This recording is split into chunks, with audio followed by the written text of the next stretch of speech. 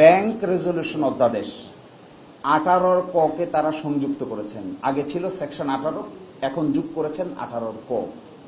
18 ক যুক্ত করে এই যে 5টা ব্যাংক, এই 5টা ব্যাংকে ইন্টারিম গভর্নমেন্ট এই আইনের মাধ্যমে একীভূত করেছিলেন, করে একটা ইউনাইটেড ব্যাংকিং সিস্টেম ডেভেলপ করেছিলেন, ইসলামী ব্যাংক।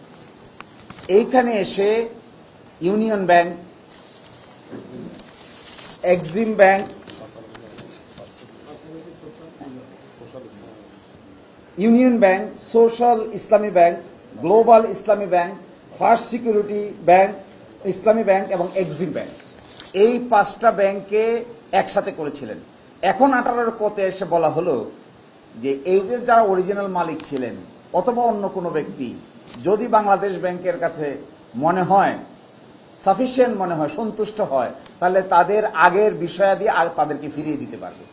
আচ্ছা বলেন তো দেখি, যারা ব্যাংক লুট করে নিল, সব আমানতকারীর টাকা পয়সা নিয়ে গেল, নতুন আইনে তার শাস্তি ছিল, কিভাবে তার শাস্তি হবে, কিভাবে তা রিকভার করা হবে, এই পুরোটাকে এখান থেকে আউট করে দিয়ে ব্যাংক ডাকাতদের কাছেই আবার ব্যাংকে ফিরিয়ে দেওয়া।